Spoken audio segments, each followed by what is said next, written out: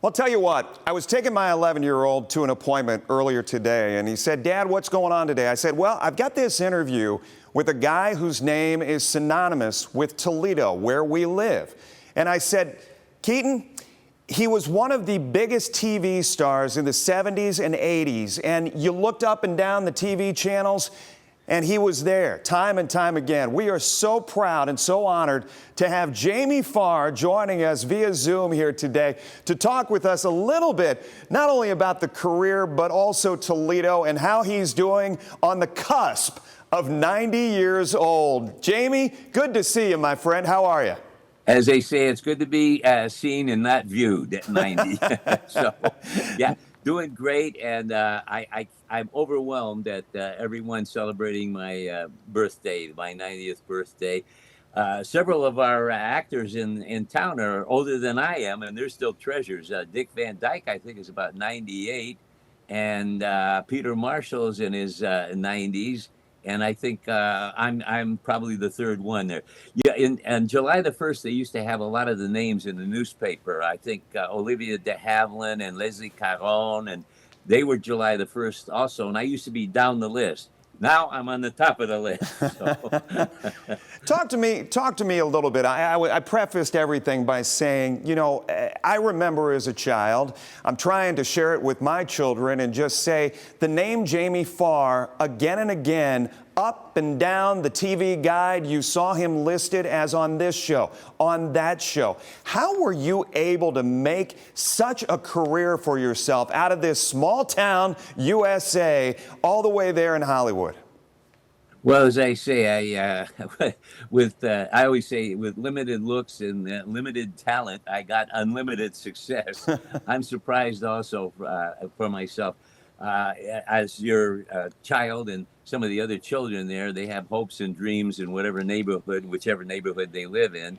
And I never imagined that all of the fantasies that I had in my mind would turn out to be as great as has been. I look at all of the shows and I say, oh my goodness, I remember listening to that on radio, and now I'm working with that person. And that person is now my friend. And we converse with one another on the telephone. We're actually buddies. And I said, how in the world did I possibly get there? I can't tell you. It's just, I think it's just amazing luck. You were popular in high school, obviously a Woodward polar bear, but you had a great career in high school. You were involved as class president, I believe I read, and drama club and so on and so forth. So obviously you aspired to have that kind of leadership role. Yes, I did indeed. My father was a grocer and my mom was a seamstress, and usually when you get out of high school and if you go to college or university, they always want you to follow in, your father's business or something. I couldn't do it. I couldn't see myself remaining in Toledo and going into the grocery business or any other kind of business locally. I almost went to the University of Toledo for drama school, and I almost went to Bowling Green State. But then I had seen a ad in the back of a theater arts magazine about the Pasadena Playhouse and how much success people had by going there. And I had just enough money from war stamps and savings bonds because, as you know, I was one of the children that came out of the World War II. And so I said, okay, if they accept me, I will go there. My sister had moved from Toledo to California, so I had somebody in California that I could go to in case I got into any trouble, and they accepted me. And so I said goodbye. A couple of my buddies took me to the train station in downtown Toledo. I went to Chicago, changed trains, and wound up in Pasadena. And I've been there ever since. I've been here ever since 1952. Jamie, let's jump ahead. Let's talk about MASH. Obviously, a major motion picture with Donald Sutherland, who we just lost. Who just recently, passed away. I was good friends with Donald. I have a fun story to tell you. But go ahead with your question and then remind me to Well, tell you no, the I don't Donald want. I don't want to get in the way of a great story. Tell us. Obviously, a treasure as far as Hollywood. When I was at 20th Century Fox and Marvin Davis had owned it, he used to have a big charity in Denver, Colorado called the Juvenile Diabetes Association. And he invited some of the biggest stars, and you would fly on private airplanes there. And so we were there, and you'd be on a dais, actually a banquet table. It'd be a big dinner. And at one end of the table was Cary Grant, Arnold Schwarzenegger, and Donald Sutherland. And of course, I think Merv Griffin was one of the MCs of the show. And on my end of it, there was just me, I think, and Chuck Norris and a couple other big famous names. And Arnold and I used to smoke really great cigars. We love cigars. And the one of the people who was a hierarchy at Fox used to get Cuban cigars in.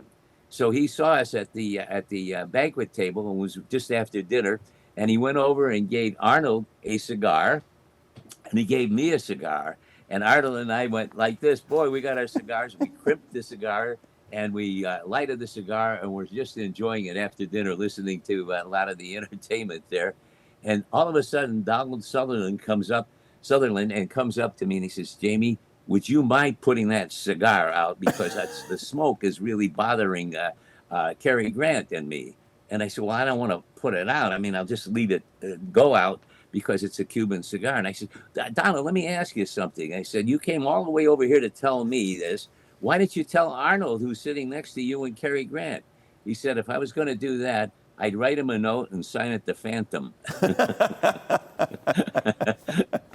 My goodness. I was the easier target. I guess that is the moral of that story, isn't it? Right. Well, obviously, I was leading in, Jamie, talking about the MASH movie, but then kind of cascading into this unbelievable TV series that swept the nation. You were a part of it. Klinger, I wanted to ask you, could somebody play Klinger today?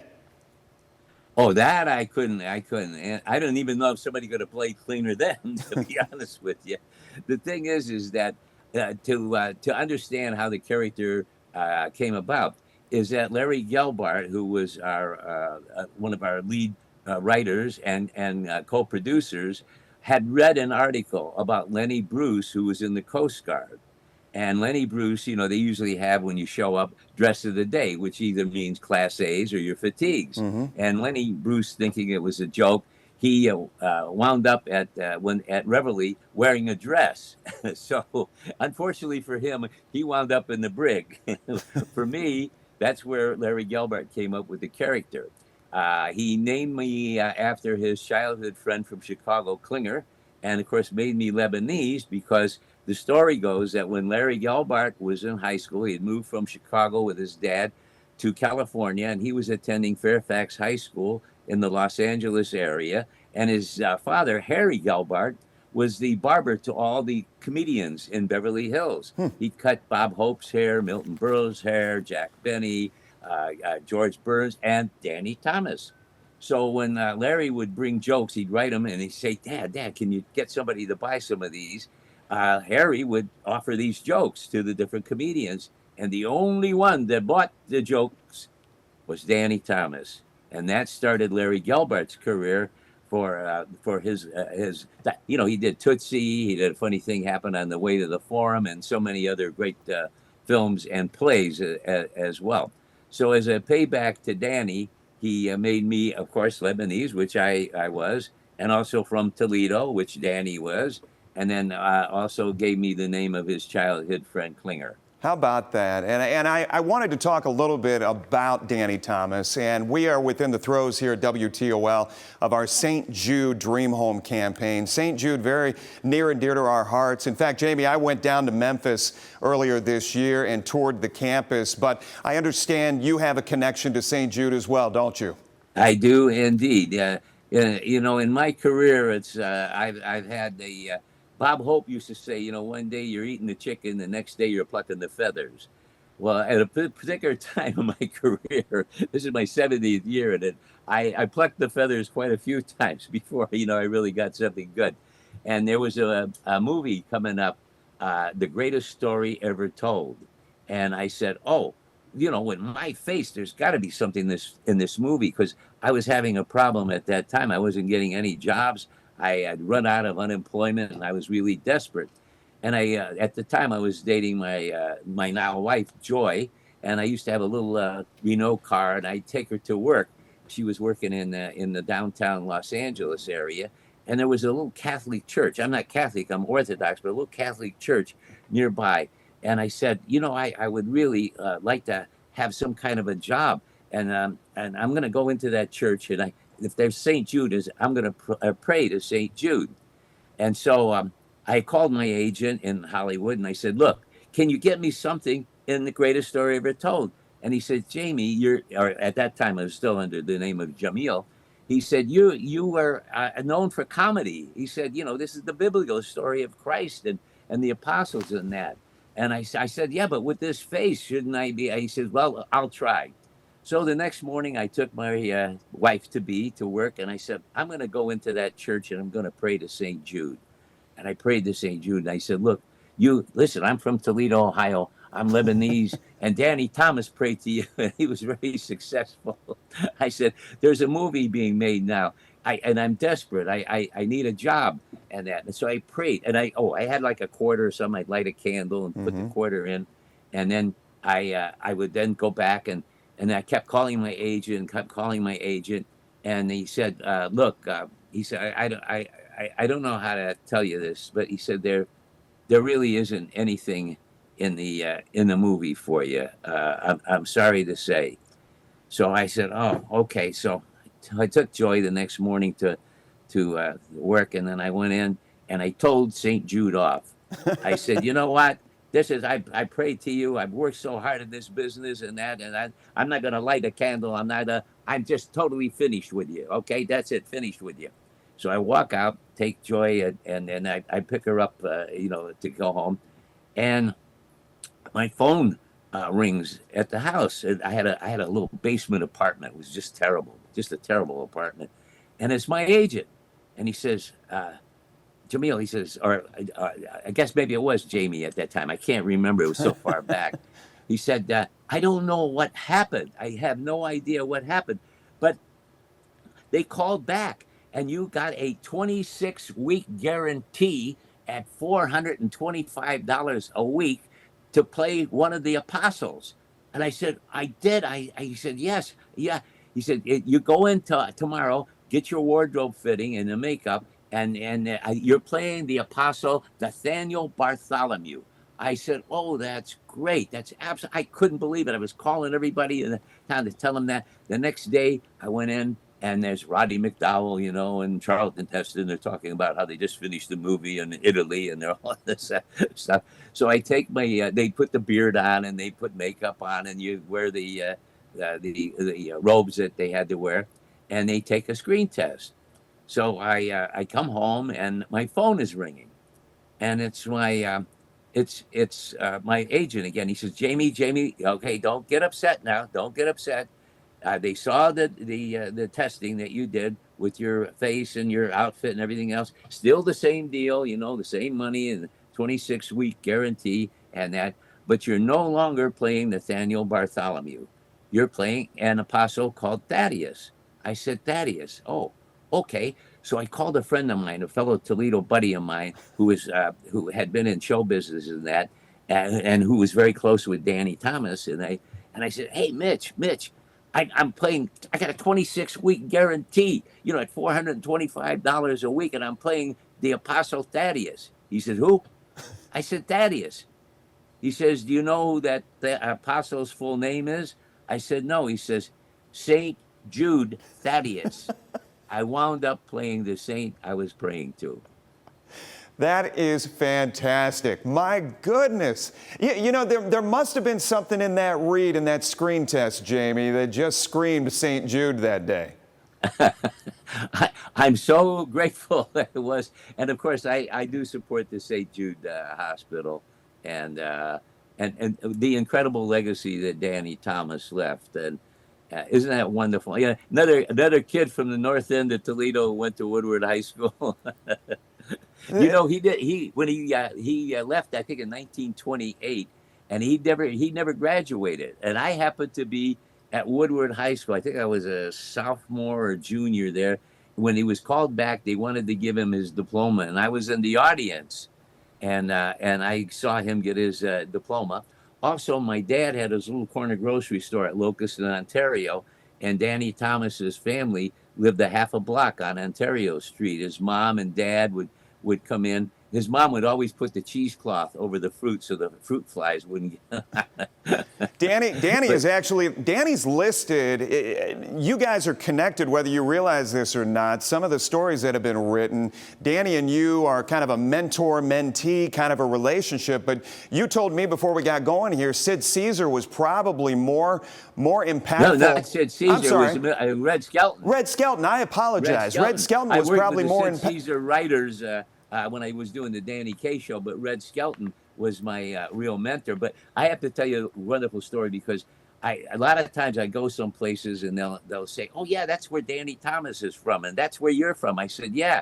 I said, "This is the only city. You know, Danny Thomas has a park named after him on the south side of Toledo, and I have a park named after me on the north side of Toledo.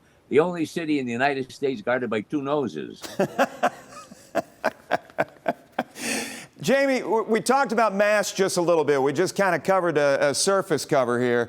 You talked about the relationships that existed on that show. You've done tons of interviews over the course of many decades, talking about the friendships that were bonded. In fact, I wanted to mention as well for our audience, if they don't realize it or not, Jamie and Alan Alda were the only two who actually served, to my understanding, in the military and were a part of that show. No, is that correct? No, that's not. No. Mike Farrell, who was BJ, served in the Marine Corps. Okay. Alan Alda served in the Army. William Christopher, Father Mulcahy, served in the Army. He was stationed in Germany. And I served in the Army. I was stationed in Japan with temporary duty in Korea. See, this is just another reason. This is just another reason. Those are the ones. Another reason you can't believe everything you read on the internet. I know you have some. The dog tags that I have, I wore my own dog tags on the series. I did read that part. As Klinger, you were wearing your exact dog tags during the course of the show. Loretta Swit, she has been so important to you in your life. Of course, Hot Lips Houlihan, but you wanted to share one of the photos that you guys had. I don't know which year this is, but you said it was kind of a big event. Yes. It was the Daytime Emmy Awards. It was being held in a big theater in Glendale. And they asked us, I said, we're nighttime, although Loretta and I, of course, did so many game shows and that we were also very, very popular in the daytime audiences. Mm-hmm. And they took the picture. Loretta and I walked out on stage, and I have the picture here. We couldn't believe it when they announced our names, and this is what you saw. A standing ovation from the entire audience of the TV Academy. Is that pretty good? What do you chalk that up to, Jamie? I mean, was that familiarity? Was that love as an actor? It's a love. I'm going to show you another picture that somebody took. Loretta and I are still buddies. We still go to autograph convention things together. Well, when she comes into town, we have dinner or lunch together and that. And somebody took a picture of this. They keep saying, "Are you still friends? Can I show you this picture?" Incidentally, I had a hip replacement about a year ago, and I have macular degeneration. So some of the things when you're turning 90 crop into your life.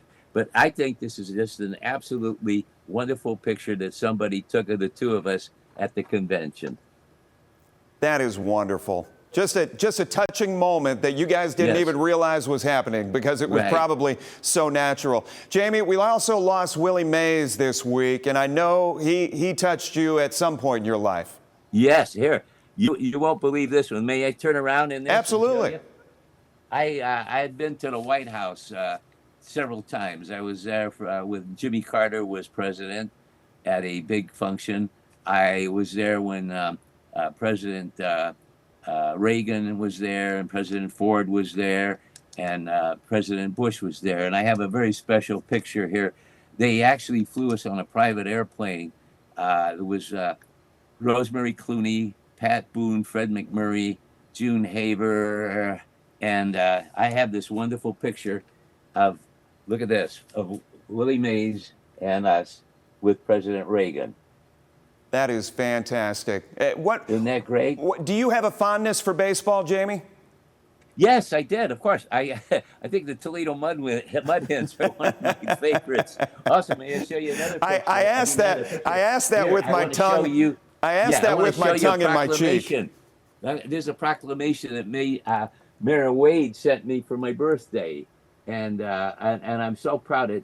I'm so honored. I even had tears when I read it. It's Aw. so wonderful.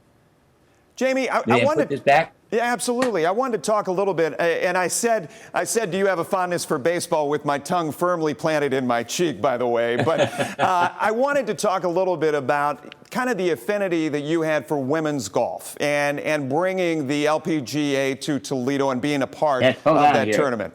Hold on here. Look what I am drinking water out of.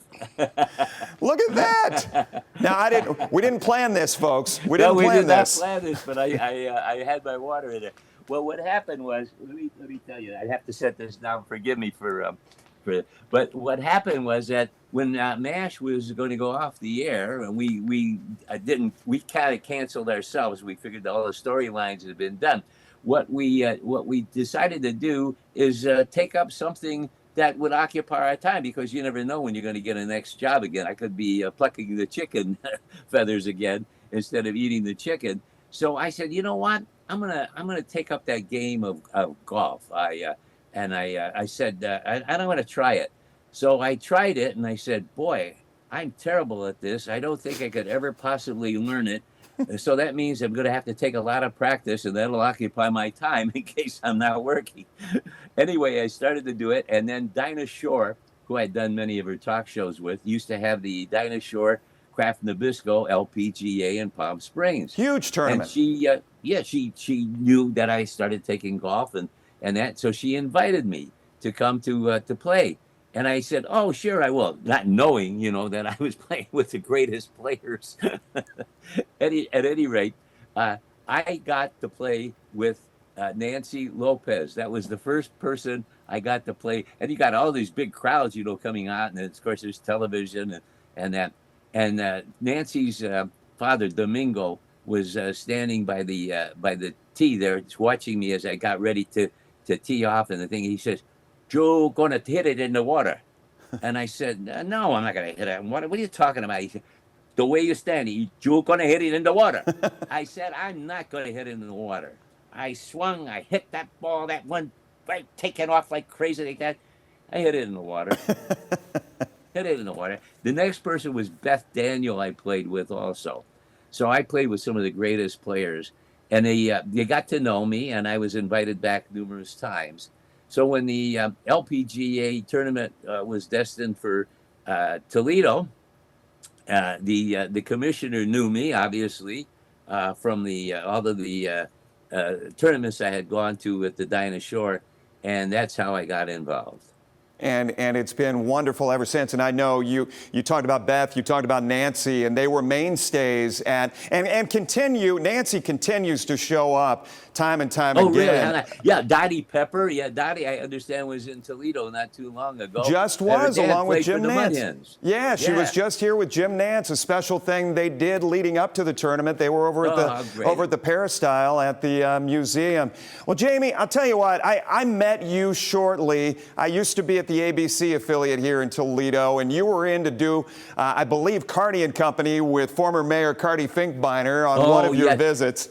May I say hello to him, Carty and Amy? Thank you. It was Carty with that little park called Riverside Park. I used to go to sit on the swings with Ronald Jacobs, who was Danny Thomas's nephew. He was graduating from Wade High School. I was graduating from Woodward, and we were sitting on some swings the night before we were both leaving for California and wondering what our careers were going to be. He was going to go to UCLA. I was going to the Pasadena Playhouse. And lo and behold, of course, Ronald Jacobs becomes a big executive producer at Danny Thomas Productions with all the TV shows, Dick Van Dyke and Andy Griffith and so forth, all the other shows. And then, of course, I wind up at the Pasadena Playhouse and getting my first movie, Blackboard Jungle, and all the other things that I wound up doing, the Red Skelton shows and all the other things. And actually, I got a spanking with my friends. We used to go to Riverside Park without telling our parents. We'd get on our scooter and tricycle and wagons and go there. And unfortunately, my mother didn't live long enough to know it became Jamie Farr Park. I was going to tell her, you gave me a spanking for going to my own park. Jamie, my last two questions I had for you. Of all the TV shows that you were lucky enough to be a part of, what was one that really stood out over your course of your career? Well, again, I know Love Boat was a popular show, and the storylines were, not the most wonderful ones. But Aaron Spelling, who was the producer of the program, and he had been an actor before he became a writer and producer, and he was with the same agent that I was with when I got the Greatest Story Ever Told. So when his wife, Carolyn Jones, the first wife, she had gone to the Pasadena Playhouse and married Aaron. And then as a matter of fact, Carolyn and I got Man of the Year and Woman of the Year awards at the Pasadena Playhouse. She graduated from there. At any rate, Aaron, when he became a producer, was great friends with all of his buddy actors that he had known. And so he would always, especially if you were out of work around the holidays, make sure you got a job. I did. I think, I'm trying to remember the Gene Barry one, the detective one. That was another time when I was plucking the chicken feathers instead of eating the chicken. And at Christmas time, he always had a job for you. Norm Alden was a buddy of his, another actor. I think he was the voice of one of the cartoons that they had, undersea water hero, superhero, and that. And you were always guaranteed that you would get a job. And one of the greatest ones I ever did was the one that I went where he had me and my wife Joy on the ship, and we went to Egypt, we went to Turkey, we went to Israel. Wow. Shooting a Love Boat that we had. We had two different casts, and they were two 1 hour ones. It was Ernie Borgnine, Eva Marie Saint, Linda Evans, Harvey Korman. Wow. Eddie Albert, and Mike Connors, and so forth. So that was one of the fun things. We got to go to the Holy Sepulchre, wow. in Jerusalem. That was so exciting for us. And, so not only the best job, but it provided you the best access and the best quality of life moment, really. Well, Jamie, I know we're running out of time. I just want to say thank you from the bottom of my heart, not only for what you have been from an entertainment perspective, but you've always been a friend, both the TV stations I've worked at. You've always been available, you've always been accessible, and you've always been charming each and every time. And happy early birthday, my friend. Thank you. I hope I get to celebrate some more of them. So do we. That would be really very, very nice for me. Thank you. So do we. Please say hello and send my love to everybody in Toledo. I'd have to thank everybody in the Toledo telephone directory for everything that they do for me. Jamie, well done. Thank you so much. That was so much fun.